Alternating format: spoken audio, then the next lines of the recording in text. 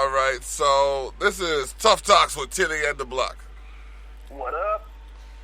My caffeine levels, apparently. All day. I'm gonna try and have an answer for you every time you ask. I love it. Oh, man, this is great. So, how has your week been? This has been a long week, but it was capped off with my boy Ezra's new album, And Lit. Filthy, go check it out immediately. Right now. Wait, not yet. Not yet. You gotta check this. After the show. Yeah, after the show. Yeah. But yeah, no, that's it. It's been going, man. How about yours?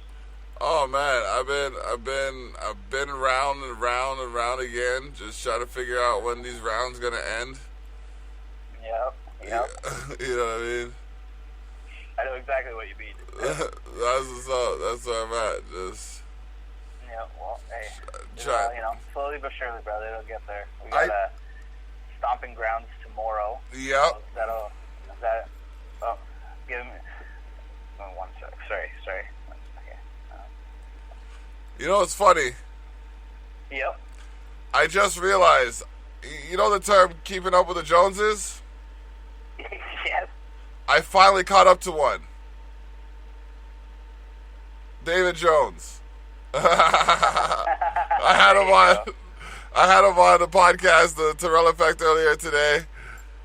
You can check that out on this channel as well when you go to episodes at the Tyrell Effect on Spreaker.com. Yeah. Yeah. Okay, where we at now? Oh, no. Oh, no. Latest news. No, you're looking at Raw. There you go. Give me a second, ladies and gentlemen. I'm trying to catch up with myself. No worries, man. One of those days. It was June 17th, yes? 14th? Yeah, it was 17th. 17th, okay. So why is it saying June 14th? It's so stupid. I don't know, it says 17th on mine on the website. It says June 17th, but underneath it says June 14th, 2019. I have no idea. Come on, people. Can you keep up with... Come on. Get your dates straight, WWE. Looks good. All right. So, who's headlining Stomping Grounds? No, sorry. Who's heading to Stomping Grounds to challenge Samoa Joe? And just like that, Ricochet is headed to Stomping Grounds, where a United States Championship opportunity against Samoa Joe awaits. To get there, the former NXT North American champion had to win a fatal 5-way elimination match, though all semblance of order quickly broke down when the ousted Cesaro and Bobby Lashley, both eliminated by the Monster Bug men's running power slam, lingered past their elimination to assault Braun Strowman and help Ricochet pin the behemoth with a 630 splash. With three heavy hitters dispatched, the match came down to Ricochet and The Miz. And while the former was smarting after Strowman hurled him over the top rope to Lashley, a 2-minute break in the action helped even things a bit. Even with that breather, however, The Miz was a fresher man and the smarter one too. The awesome one mangled Ricochet in the figure 4 leg lock to clip his wings, but Ricochet amazingly still had some fight in him. I figured they'd say flight. Given right, they should have. Okay, so it's not just me. All right, cool. And No, that's a missed opportunity. Yeah, it definitely was. Come on, guys. Like, you're supposed to be, like, Family Guy funny. You're being, like... They do puns all the time in this shit. Why wouldn't they just do it now? I just don't get it, man. Anyways. And he reached the top of the ropes to break the hold before battling his way to a match ending 6:30. Looking to get in some early work, Joe, who had been scouting from ringside, ambushed Ricochet from behind after the bell, only to find out that he too had underestimated his new challenger. Ricochet retaliated by forcing Joe out of the ring and swooping down on him from the top over the ropes. The win seemed to energize Ricochet, who climbed the mountain to earn the title opportunity. But his excitement would be best tempered with Joe on the horizon. Now the hard part begins. so this is a really good match. Like the match was really good, and the whole segment overall, like even the attempted attack by Joe at the end was really well done. I thought it was a weird choice to have Ricochet so immediately and like even pinning with the bad guys, like to take their help. Like I thought that was kind of a strange move, but other than that, everything was done flawlessly. Ricochet, as always, as we saw at the NXT event in St. Catharines, is always amazing. Yep. Fabulous. Okay. Oh yeah. Lynch and Lacey face off before WWE Stomping Grounds. One way or another, the Raw Women's Championship match at Sunday is a tipping point. Can Lacey Evans, who has persistently dogged Becky Lynch since WrestleMania, finally break through the man's defense and relieve her of her last remaining title?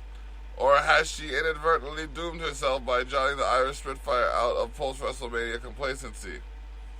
Raw might have given us an idea, and it seems like Lynch had her challenger's number.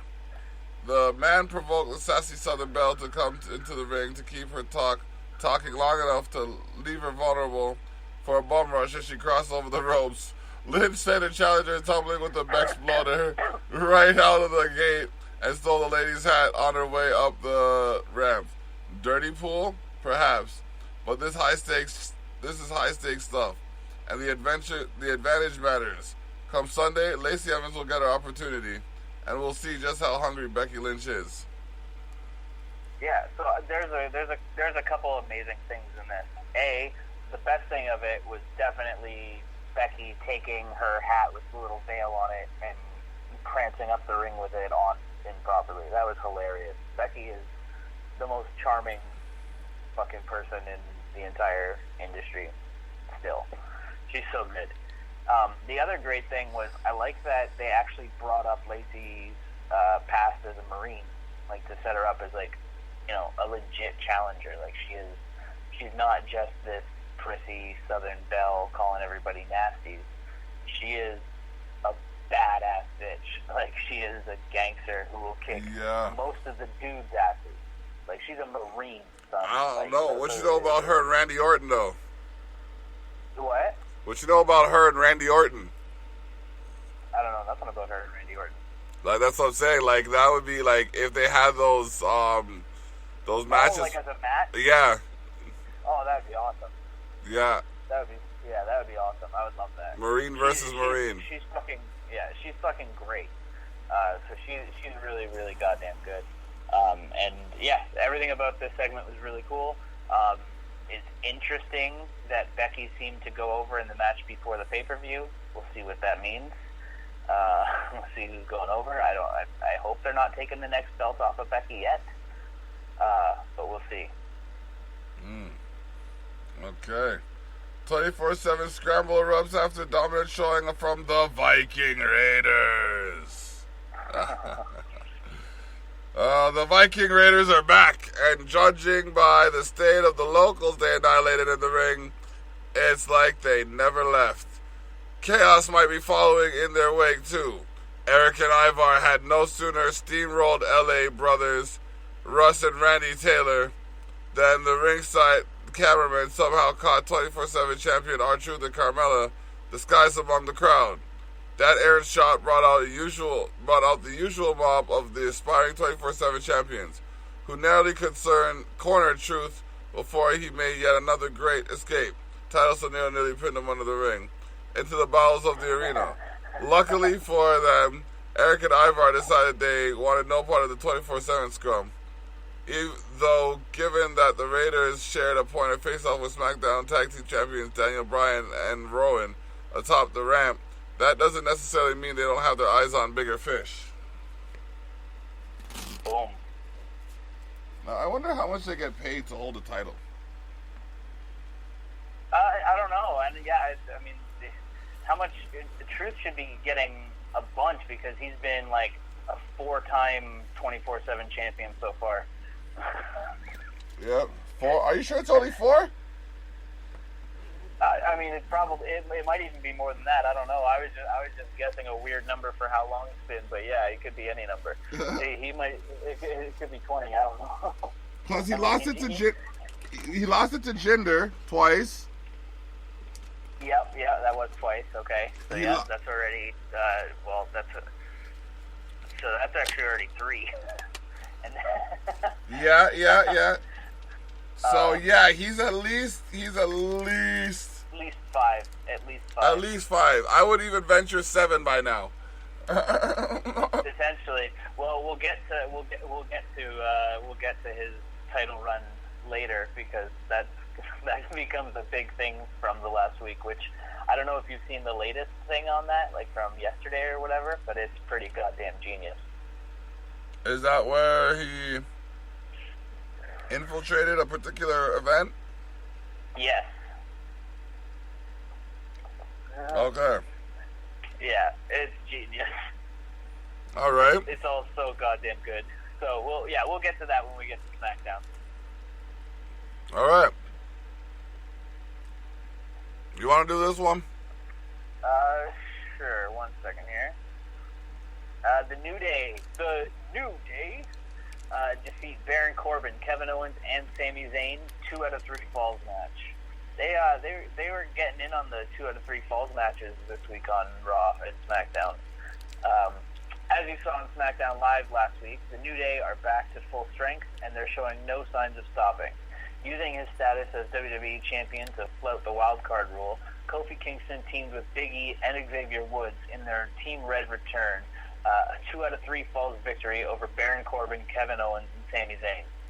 The match itself stemmed from a Sami and Kevin show that took a turn for the bizarre when Corbin's pick for special guest referee this Sunday, EC3, was clobbered into unconsciousness by a chair, swinging Seth Rollins, and Weekend at Bernie's by the New Day into sanctioning a 6-man tag team match.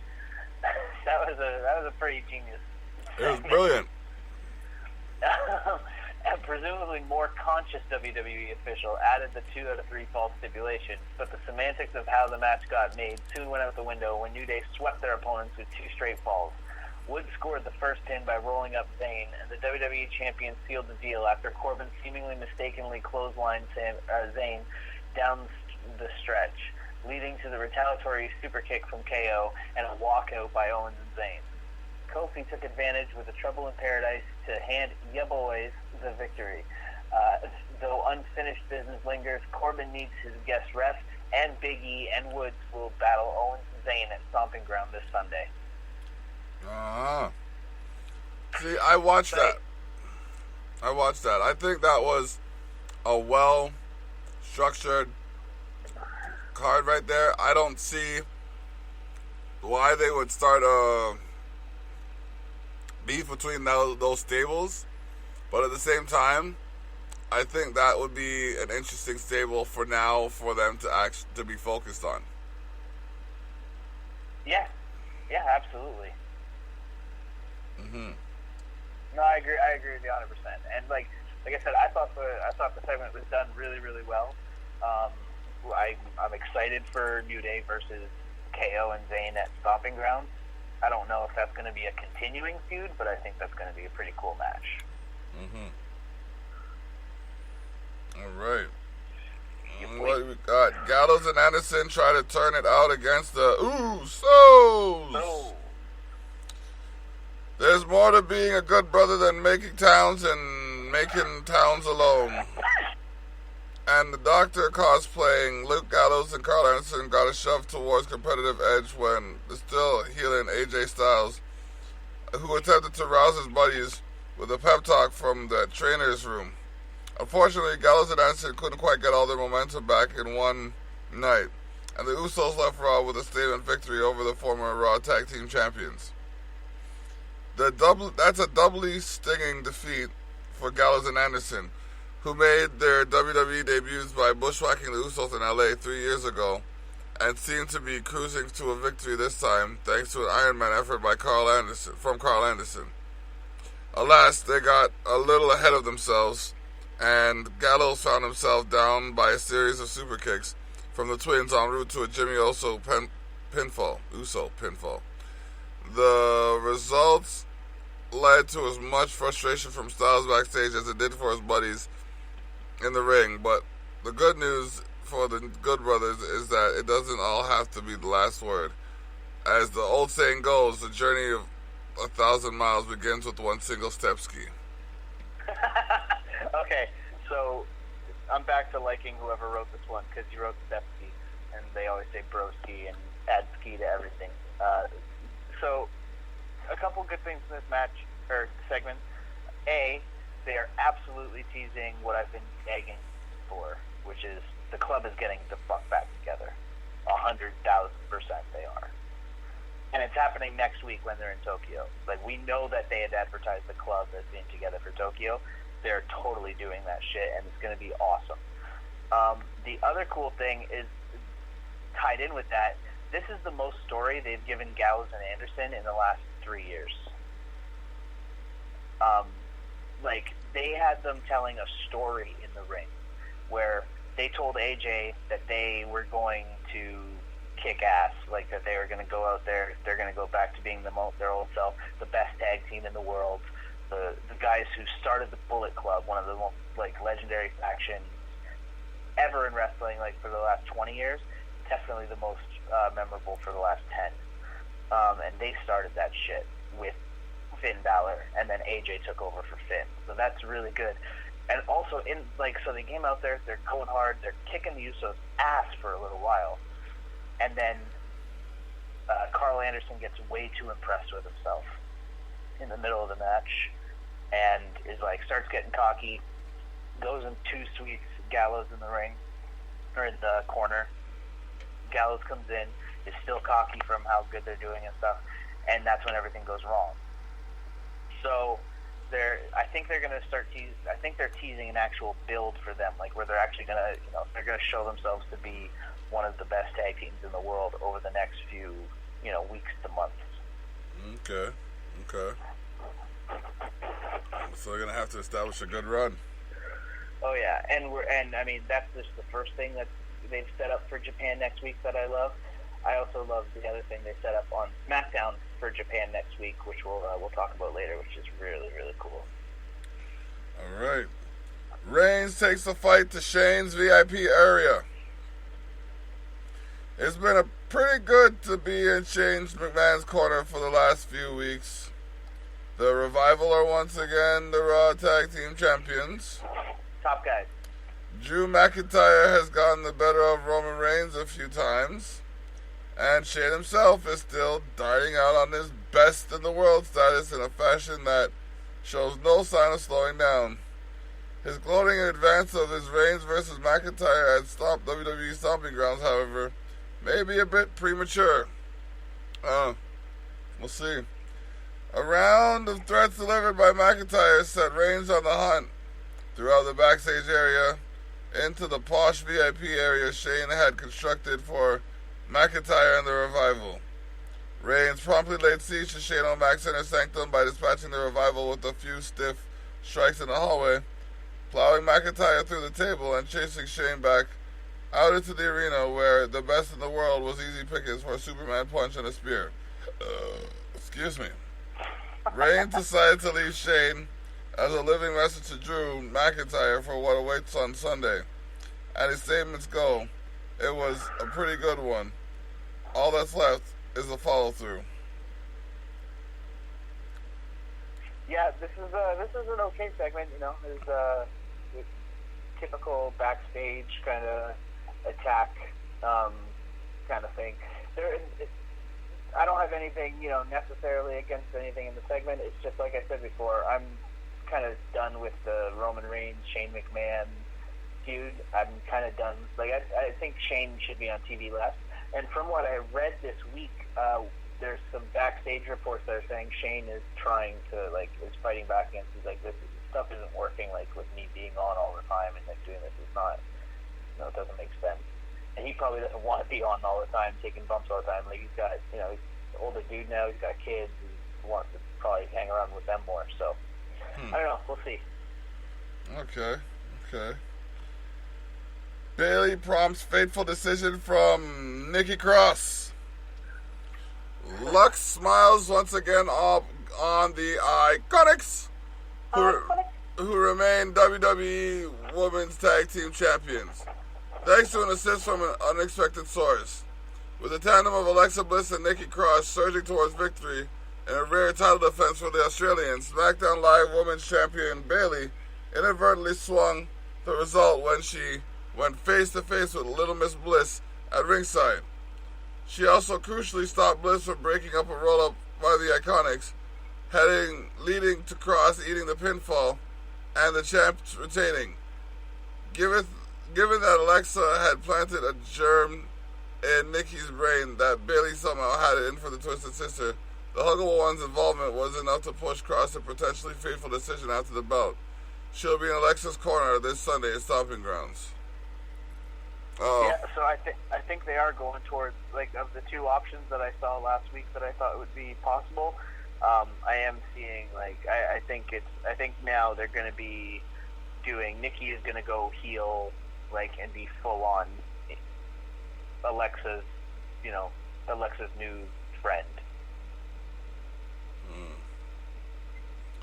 Which makes sense. If they're gonna make her go crazy again, I like it because I kind of miss crazy ass Nikki. Yeah, she had a lot more spark to her. Yeah, they just have her saying really bland shit now and just being like your average everyday girl backstage, like, oh, Alexa's been really nice to me and blah blah blah. It's like, you know what? Come on, like, I don't believe that Nikki is stupid enough to not have known what's going on in WWE for the last, however many years since Alexa went to main roster. Like, Nikki's character even, I don't think would be stupid enough to not know what's been going on. So, like, I don't see it. Okay. Bray Wyatt says, follow the leader on Flyer... It's like trying to say Walrus Whisperer. Bray Wyatt says, follow the leader on Firefly Funhouse. There we go. So they managed, before we get into this, they managed once again to make it even creepier than the last week and even more, like, psychologically insane. And I am even more in love with it than I ever have been. I can't wait for the Fiend to show up because that shit is going to be awesome. It is. Okay. Welcome to Firefly Funhouse, where ideas are like gardens that just need a little watering and sunshine to grow. Except for ideas with worms. Those are not good. A little bit of shade at the House of Horrors match. Yep. Bray Wyatt, of course, knows that what it's like for people to look the other way when it comes to him. As he told the audience, he built the Firefly Funhouse so he could be with everyone else who knows what it's like not to not belong. Flanked by his friends, Wyatt spreads his arms and invites the audience to join him, transforming into the Fiend. As the feed went to static, Wyatt vanished into thin air, and a new twist on a familiar refrain floated through the empty funhouse. Follow the leader. So did you see this segment this week? Like, did you see the new one? I saw this one. So how awesome was all the different remixes of the Muscle Man dance at the end? Like, oh my gosh! There was like almost like the Chris Brown style R&B mixed with old 2000s pop version of it. There's the heavy metal, like death metal version of it. There was so many different weird country versions. It was awesome. I loved that shit. It was so good. Yeah, that's good stuff. Yeah, man, I'm into it. I am into everything they're doing right now. Oh man, like I said, like if it can make me feel a way, then I gotta remember that it's just like I gotta remember certain things, but like if it makes me forget, So and that's how you know, and that's another way where you know it's really good because like it suspends your disbelief legitimately for a little while, where you're like, yo, that motherfucker, like it's what? Yeah, like, exactly. But then you remember, it's like, oh right, everyone knows what's going on, like. All So right. it's just the best thing ever, wrestling rules. It is. You want to take the last one? Yeah, sure. So we had Universal Champion Seth Rollins defeat SmackDown Tag Team Champion Daniel Bryan. Unstoppable is a word that gets thrown around a lot, but it's certainly looking apt for Seth Rollins, who pummeled all of Baron Corbin's prospective guest referees with the chair. Condolences to Elias, EC3, and Eric Young. That was awesome. And good on Paul Heyman for wisely begging off preemptively and rode the same intensity to his first one-on-one victory over Daniel Bryan before Retribution came calling. Before his night's ill-fated end, however, Rollins technically won the match twice. Rowan almost immediately administered an iron claw to the Beast Slayer on the apron, handing Bryan, who was wild-carded over from SmackDown Live specifically for this match, a disqualification loss. He was more than happy to accept in the name of a statement beating of Rollins after the bout. Unfortunately for Bryan, a cavalcade of superstars hit the scene, leading to an all-out brawl and a restart of the match with no one allowed at ringside. It didn't seem for a while like Bryan needed to have bothered with the shenanigans in the first place. Even with Rollins back in the fight, the Beard held firm. They're still calling him the Beard once in a while, eh?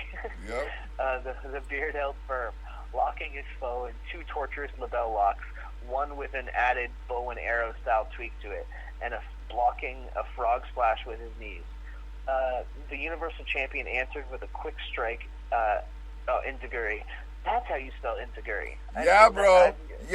I had to say. I'm going to be honest. I don't think I've ever seen that word spelled out before, and yeah. Yeah, no, I learned it. I saw it a couple of years ago. I was just like, Inzaguri. Yeah. I thought it would have started with an I. I thought it was an Inzaguri. Yeah. All right. With a quick strike, Inzaguri, and stomp for the win. But his celebration was short-lived when Corbin came calling with a chair of his own.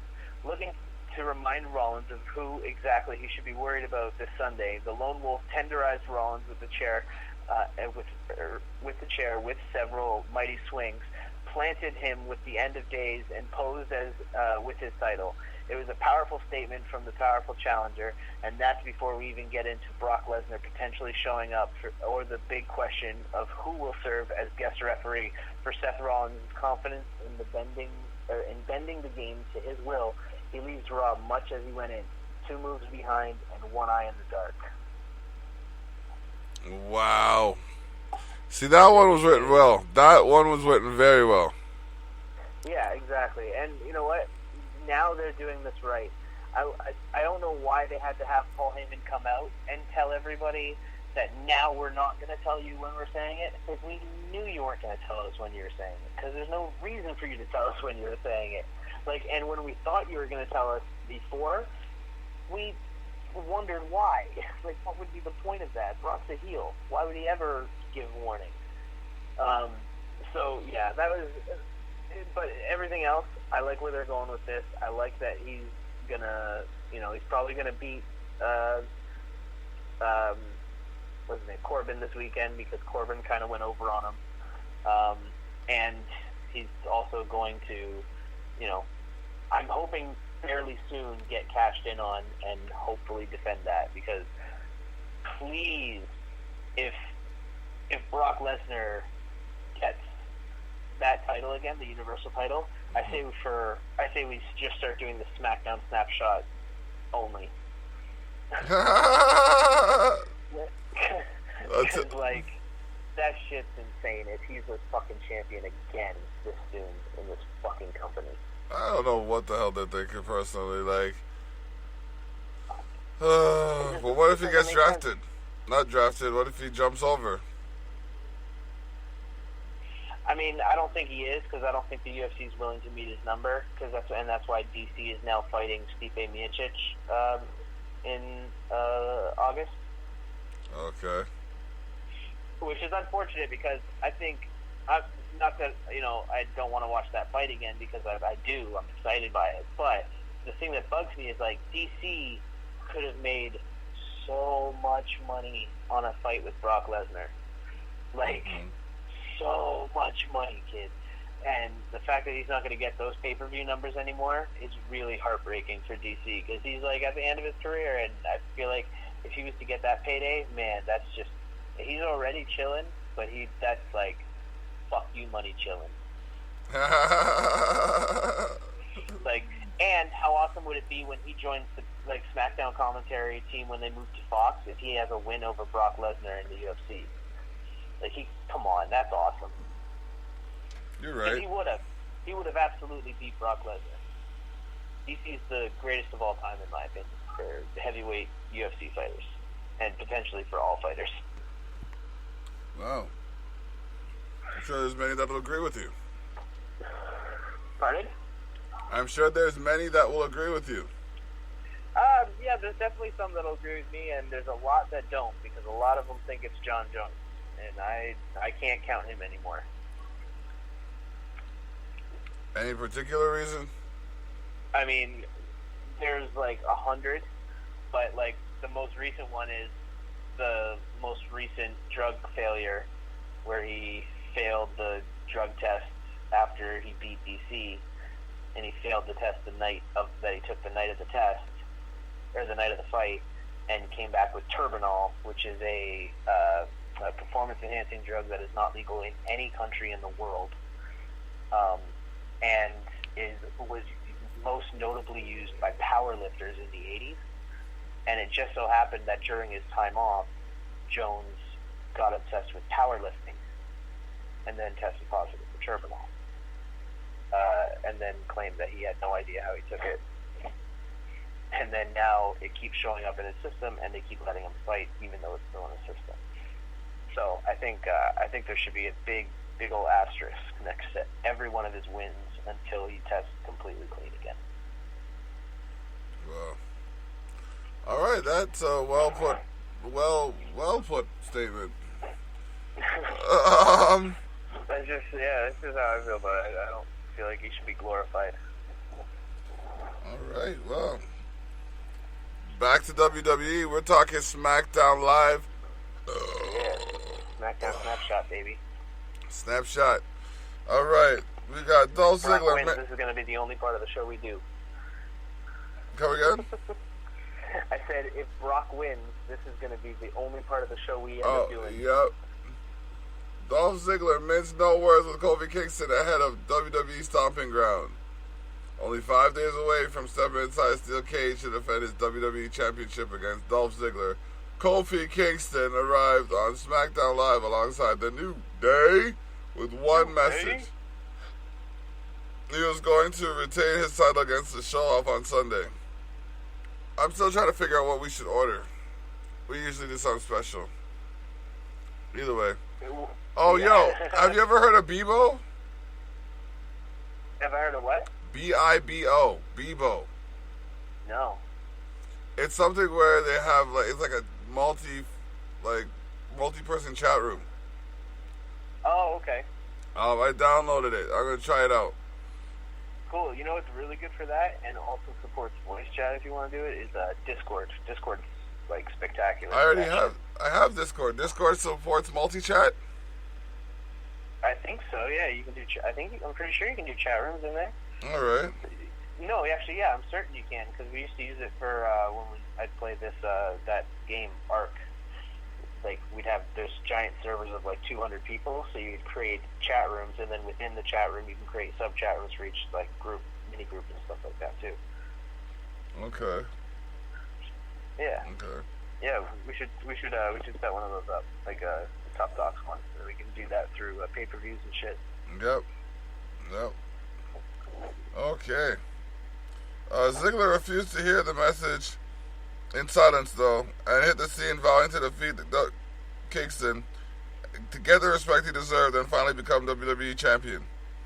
The Show-Off concluded his rant by promising to make an example out of Xavier Woods in an imminent singles bout. And that he did. Dolph Ziggler defeated Xavier Woods.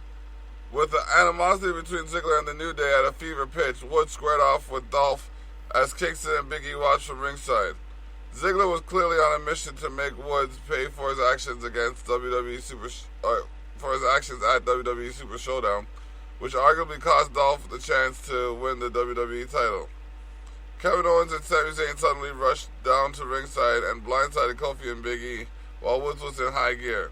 Xavier wiped out Kevin and Sami with an awe-inspiring crossbody from the top rope, but Ziggler took advantage of the distraction by dropping Xavier with a ring-rattling DDT.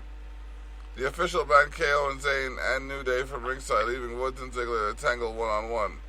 The show-off shut down a flurry from Woods, connected with a super kick square on the jaw, and sent Woods sprawling to the floor. Ziggler followed up with a zigzag that seemingly would have gotten the job done, but Dolph was hell-bent on punishing Woods. He tied up his foe in the rope before delivering another precision super kick that sent Xavier crumpling to the mat for the 1-2-3. Ziggler's message was yet again clear. He was coming for the WWE title this Sunday. There was a crazy part in this match where Xavier Woods picked up Dolph Ziggler like over his head and just like body pressed him like right up in the air and held him up and then pushed him higher. And that was like really impressive, like feat of strength from Xavier. So that was really goddamn cool. It was a really good match overall. I do got to reiterate what I've been saying about Dolph. Dolph's doing well in the ring right now. He's always done well in the ring. Not necessarily super creative on moves, but he does everything he does very well.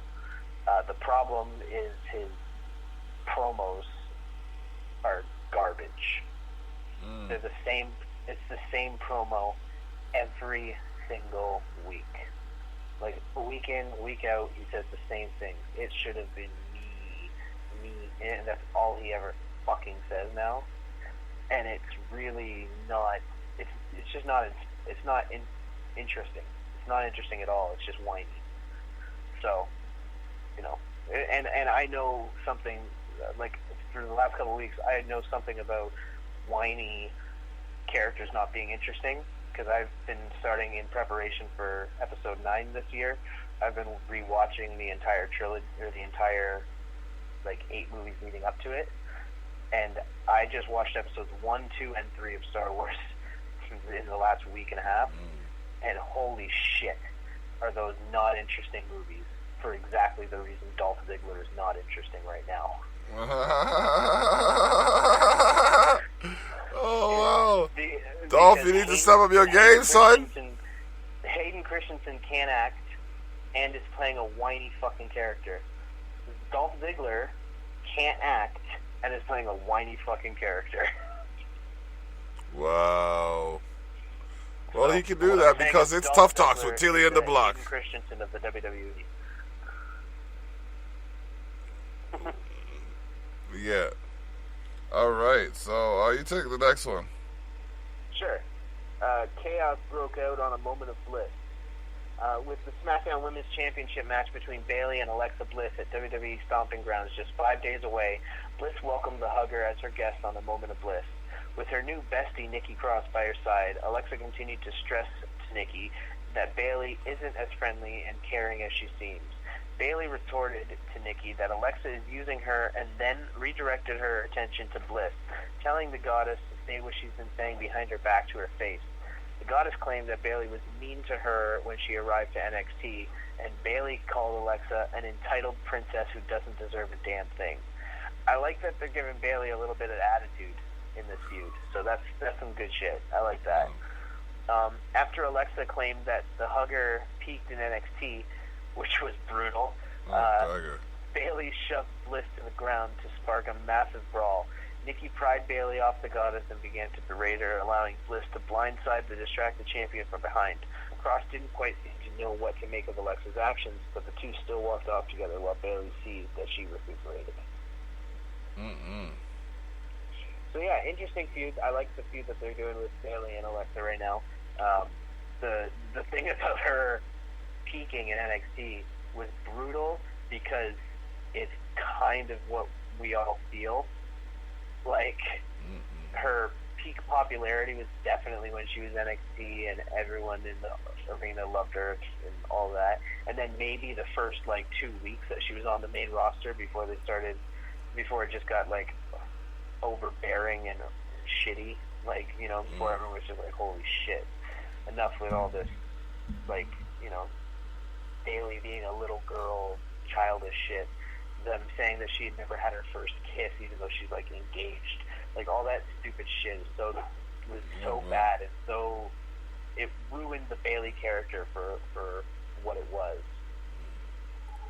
Well, they're eventually gonna have to maturize her character, but until then, They're starting to now. I mean, that's, you know, she's calling Alexa out, saying she's a spoiled princess, doesn't deserve a damn thing, and all that stuff. Like, she's not being the normal, like, you know, overly friendly to every single goddamn person Bailey that we've seen her be in the main roster. So we'll see where it goes. But yeah, I think they're on the right track. cool. Yeah. Yeah, go ahead. Okay. Heavy Machinery defeats the B Team. With SmackDown Tag Team Champions Daniel Bryan and Rowan at the commentary table, and the Beard ranting about how he and his towering partner are in a league of their own in the tag team division. Heavy Machinery looked to take down former Raw Tag Team Champions, the B Team, to prove once and for all that they've earned the right to challenge the title holders on Sunday. Otis and Tucker continued to impress with a barrage of punishing strikes before finishing off the duo with their staggering compactor double team for the win, gaining another convincing victory before challenging the champs at WWE Stomping Ground. The B Team had little time to recuperate, though, as Universal Champion Seth Rollins slid into the ring and attacked them with a steel chair. Rollins, as he had been doing all last night and tonight, targeted Curtis Axel and Bo Dallas due to Baron Corbin's overture to see if either was interested in being special guest referee for his Universal title match against Rollins this Sunday. Man, I didn't know what to do. It was so funny. You what? Sorry, you don't know what to do because I didn't know what to do because, like, by now, at first I was just like, he's not gonna hit everybody with a chair, is he? Oh shit, he's hitting everybody with a chair. Oh, yeah, Damn. he's hitting everybody. Every single person can get it. I loved when he attacked Eric Rowan, or not Eric Rowan. When he attacked what's his name? Eric Young. Young. He attacked Eric Young, and he sees Eric talking to Corbin walk away, and he goes up to him, and Eric just immediately goes, "Listen, man, I'm not going to take the job. Like, I never even would have considered it. I don't want it. And then walks away and immediately gets smoked. Like, they're doing very, very interesting things. And you know what? As much as it's a weird thing, like, and it looks like they're just like for EC3 and Eric Young, where they're just getting their asses kicked. At least they're on TV. And, like, EC3 was on TV in a position where he wasn't just drunk in the background at a party or, you know, always carrying a red Solo cup.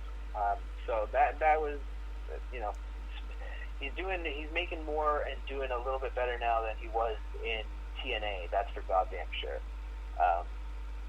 I think maybe he could have used a little more time in NXT to get more popular, but, you know, other than that, we'll see. Okay. How do you feel about Otis and Tucker? 'Cause to me, I feel like they're kind of being a little bit wasted. They're like the New Age bushwhackers. They are. But I feel like, do you remember how crazy, like when they first started, Tucker was like, you couldn't understand anything he said. Yeah. And like, that was kind of like a joke for it, and like it was funny. Like, they just kind of got rid of that completely, and now he talks like really normal all the time, and it's kind of just jarring from how recently it was that they made it sound like he, you know, couldn't enunciate a single fucking word. Like, he was like Boomhauer. That's probably what it was. He was too close to a character, or he offended too many of a particular demographic. Maybe. Yeah, maybe. Well, I miss it. Fuck that demographic. No, I'm just kidding. I love every demographic. Shane McMahon. You're up. Right, yeah. Shane McMahon threw yet another curveball at The Miz, with Drew McIntyre and Roman Reigns WrestleMania rematch at WWE Stomping Grounds. Only 5 nights away, Shane McMahon, McIntyre, and Elias arrived on the Blue Brand seemingly with the intention of just running down Reigns' name one last time before the pay-per-view event this Sunday. However, The Miz interrupted the trio and replayed the footage of Reigns getting the best of Shane the night prior on Raw. Shane O'Mac became incensed that the A-lister said that he felt irresponsible for Shane becoming the best in the world, but would also be responsible for putting an end to it. Shane soon broke out in a smile, though, strategically placing The Miz in the match against McIntyre and Elias, telling the A-lister he would only have 10 seconds to find a tag team partner. However, fate and the absurdity that is the WWE Championship chase would be on Miz's side, as R-Truth slid out from under the ring within that 10-second window, prompting The Miz to declare Truth as his partner, and a good thing, too, as that match with Shane McMahon was declared a tag team elimination match was next. That was really good. I love that. I mean, come on. Anything you put Truth popping out from under the ring, I'm happy. That's great. It was also funny how, like, it was a callback to when Miz and R-Truth were the Awesome Truth, like, 6 years ago. Okay. So that was really cool. The other, what was it? There was something about this. Actually, no, never mind. It'll come up later. My bad. Okay. Oh, actually, no. Sorry, they did. They included it in this segment. They just put it off to the side. So it was during this. There was a backstage segment with the Iconics. Iconics. And the Kabuki Warriors. The title is awful. I love the team, but the title is just awful. But they set up for next week on SmackDown in Tokyo, Kabuki Warriors versus the Iconics for the SmackDown or for the women's tag team title. So I think Asuka and Kairi are going to be tag team champions next week, which is pretty goddamn cool. Yep, yeah, it is. So we get the return of the club on Monday, and then Kabuki Warrior Championship on Tuesday. Sounds like a fucking plan to me, man. Sounds like an upstanding plan indeed, man. Drew McIntyre and Elias defeat The Miz and R-Truth in a tag team elimination match. I'm still a fan of the Fink. No one did it like the Fink does. No, Fink was the man. I love Fink. The Miz continued to bring the fight to Shane McMahon and crew in this impromptu tag team elimination match, as he and R-Truth, who had the 24/7 title sanction suspended for the duration of the contest, battled Drew McIntyre and Elias. The former Awesome Truth unit squared off against the imposing duo of the Scottish Psychopaths and the Living Truth. But fortunes changed for the A-lister when Shane interfered behind the official's back, taking down The Miz and causing enough of a distraction for Elias to catch the Truth with a flush knee to eliminate him. Truth's elimination left The Miz vulnerable to Drew and Elias, but Truth first had to get out of Dodge yet, as another gaggle of WWE superstars chased him immediately following his elimination. The Miz would now go it alone, having to deal with not only McIntyre and Elias, but also Shane's consistent interruptions whenever the referee was distracted. Miz looked like he was making significant strides against Elias, but the numbers game caught up to him, with McIntyre finishing him off with a dastardly combo of a massive headbutt and the Claymore kick for the win. Oh, God. Oh, fuck. Oh, yeah. It was brutal. Oh, the God. Glasgow kiss and then a Claymore kick. The Glasgow kiss and then the Claymore? Yeah. Unsatisfied, Shane O'Mac called for 2 more Claymore kicks on a now defenseless Miz, clearly attempting to make a statement on to the big dog ahead of Sunday. Yeah, so it was great. It was a really good match. Everybody did their goddamn thing in it. The ending was super brutal, but obviously stealing the show was R-Truth having to get the fuck out of town because of the group of superstars chasing him down to try to take that 24/7 title, which they also didn't give its own section. So we'll talk about it now. Is Truth then lost the 24/7 title to a female who looked like Carmella but turned out to be Drake Maverick. And then Drake Maverick took the 24/7 title to his wedding And during Drake Maverick's wedding, R-Truth rolled up Drake Maverick and took back the 24/7 title and ran away. Yeah. That shit is genius. Brilliant. Good for that. Shows you how much of a fan of wrestling Drake Maverick is, where he wanted to include his wedding in a 24/7 title segment for YouTube. Could you imagine the so footage? Goddamn good, and he is the man. Anybody who doesn't like Drake Maverick can fuck themselves. The sandpaper.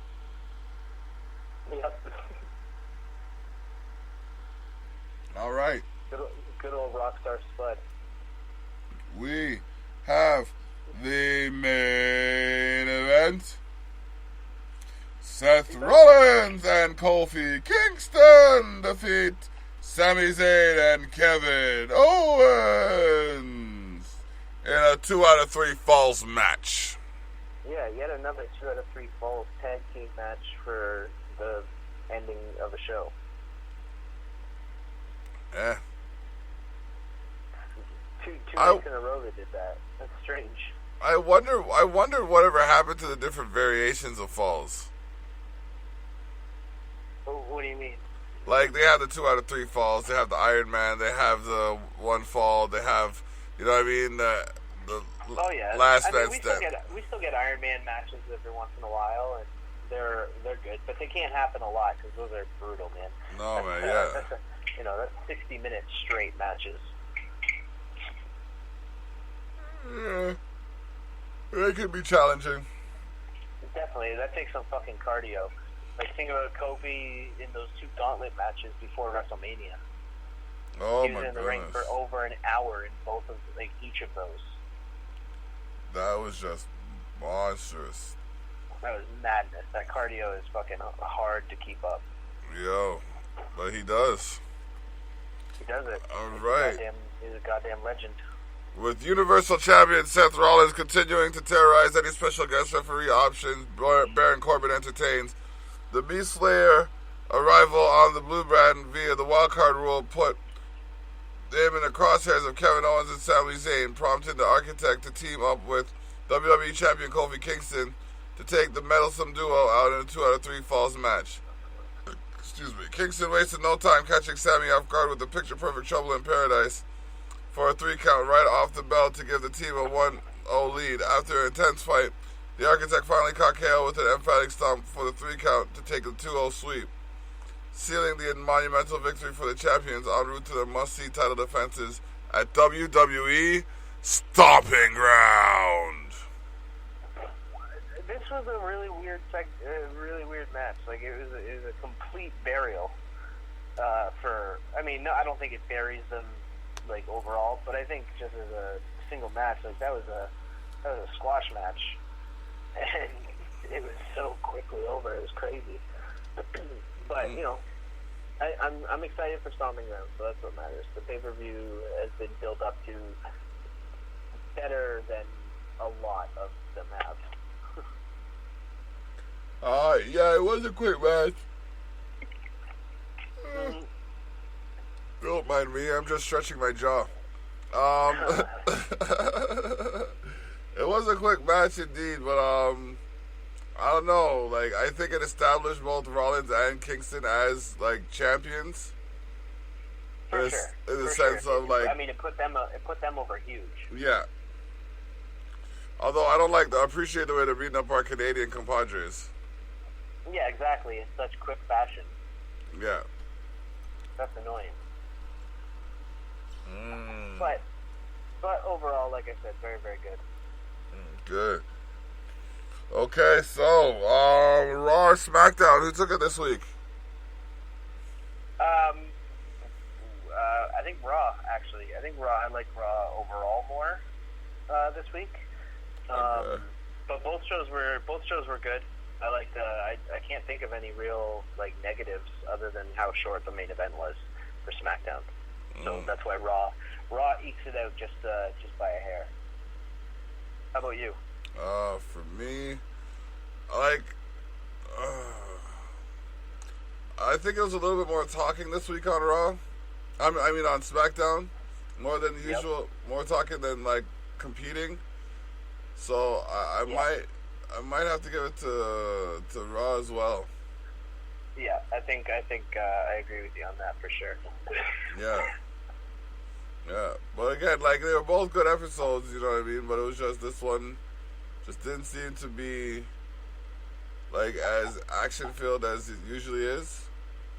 Yep. And that's the problem when you set the bar so high. Like you're expected to maintain that level. It's hard to keep that. Yeah. Like it's hard to maintain that level of crazy pace. Yep. But yeah, so like then we got so there's just a couple of things for like outside of the shows or outside WWE. AEW had a little bit of information saying that AEW is going to be airing on Tuesday or Wednesday nights. That's the two that they're working on, and they don't want to go up against any Raw or SmackDown stuff like next to each other. So they're looking at Tuesdays or Wednesdays, and that's going to be coming up. Now, a couple funny things to note is apparently AEW recently applied for a couple trademark names and it seems that they would be for shows because they have Wednesday Night Dynamite or Tuesday Night Dynamite trademarked. So we'll see what that means. We'll see if those are the titles. I think they should rethink it if that's the title. Dynamite's a weird word for it. It's a little JJ Walker. Yeah, it's a little dated indeed. A little bit. And then the only other thing is, other two things is Mojo Rawley signed a new multi-year contract with WWE, so he's not going anywhere. If anybody was worried. And Nikki Cross and Killian Dane got married this week, so a couple WWE people got married this week. But yeah, Killian Dane and Nikki Cross, both in-ring competitors, they got married to each other this week in Scotland. So that's cool. That's cool. Yeah. Yeah, very cool. Congratulations. And then the other thing that's going on is right now it's actually happening. I've got a stream of it going on one of my windows here. There's a UFC Fight Night tonight. Oh, let me see. Oh yeah, there's a. So just in, Luis Violent Bob Ross Pena just knocked the fuck out of his opponent. He just KO'd Matt Wyman in 1 minute 14 seconds in the first round. So that's pretty goddamn impressive. The next fight coming up is Ashley Yoder versus Siri Kondo. Then we have Dan Ige versus Kevin Aguilar. Both of those are all four of those people are great fighters. And then we have the main card tonight. It's coming from the Bon Secours Wellness Arena. I think it's in Greenville. We have John Lineker versus Rob. Oh no, sorry. Canceled fight is John Lineker versus Rob Font. John Lineker pulled out yesterday with undisclosed illness. Kevin Holland versus Alessio De Chirico at middleweight.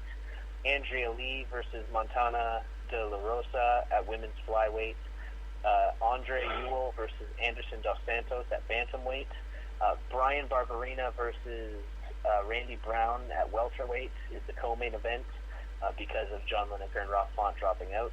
And then the main event is a featherweight fight between Renato Moicano versus Chen Sung Young, who is also more commonly known as the Korean Zombie. And that's going to be a fucking crazy fight. Korean Zombie goes insanely hard in the octagon for all 5 rounds. So, anybody who wants to watch good fights, definitely check out the UFC Fight Night tonight. It's on TSN, so it's a free show.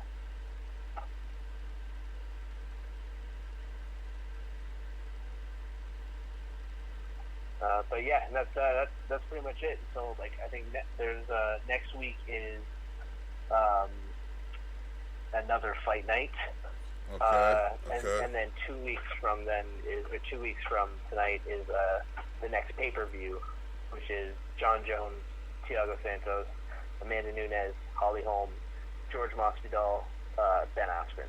So that's going to be that'll be a big night of fights, definitely. Okay. The other thing, NXT and NJPW. We got anything for that? Not really. We That's don't okay. have any. I haven't got to watch this week's NXT yet, and the next pay-per-view, the next takeover isn't until SummerSlam in Toronto, Ontario, Canada, baby. That's right. 100%. Toronto is hosting SummerSlam this year. So after the Raptors won the NBA championships, Toronto is hosting SummerSlam. This is going to be one of the biggest years for Canada in the history of entertainment. Well, and you better believe that there's going to be at least one heel at SummerSlam who starts ragging on everybody in Toronto for Kawhi Leonard leaving. If he leaves. If he leaves. But you know, they'll rag on Toronto for something. They'll find something to rag on, of course. Something about being lucky to win. They'll definitely name drop the Raptors at SummerSlam this year. Yeah, Raptors are the bomb, Thili. Yeah, absolutely they will. But yeah, so we don't have another one of those till then. And the G1 climax starts, I think, next week. And there's a couple John Moxley matches in there that are going to be really good. All right. But I don't have those in front of me, and like I said, that's coming up in a few weeks. All right. No worries. I'll get the information as it's available. So, speaking of information as it's available, July 1st, come and check out your boy, Dablock, performing at Big Texas, Niagara Street in Fort Erie. And you'll also see the likes of Pluto Han, Chronic Spirit, Zach Burry. I have a collaboration with him. That's fire. You know what I mean? A young buck on the come up. Yep. What else? We got July 27th. We got the recipe release party happening at Detour. You know what I mean? That's gonna be big things. Come check it out. Yeah, man. Private name, private number is gonna be performing, and Nice. DJ Stretch is gonna be on the ones and twos. It's gonna be hosted by Wasteman 6. So you know we're gonna have some fun. Let you know what to do. Absolutely. Yes. And then August 3rd, you can catch yours truly in Hamilton at Sam's Tavern. Nice. On Barton Street. Sam's Tavern on Barton Street in Hamilton. Yes, I will be performing. Caravana Weekend. Jump up. I'm not performing that song, but you know, it's time to jump up. Either way, you know, with that, Thili, what else you got? I just would push everybody towards to NLit on all the different streaming services. NLit, check that out. Yeah, smart URL /NLit. No, smarturl.it/. .ip/NLit. Yeah. And then the same thing, but with Dankoni at the end. Go check out the Choom Gang record if you haven't yet either. Yeah. Check them out. The Choom Gang. I just dropped the single Breathe Easy on DistroKids, which released it to all available streaming platforms as well. You can check out my songs like Story to Tell. I got a song called Get to Know Me, but that's only because the Young Bucks call me an OG. Either way, we in this for real. So check out Tough Talks with Thili and the Block next Saturday between the 4 and 5 o'clock hour until we're done. And also check out the Terrell Effect Saturdays 12 till 3, as well as Candid Conversations on Wednesday at 6. I might move it to 5 because I have things to do. So we'll check it out and see if it works for you. That being said, what else you got, Thili? You done? Are we done? Yeah, I think that's it, man. That's it. I believe so. So stay tough, stay true, and always remember it's okay to be you.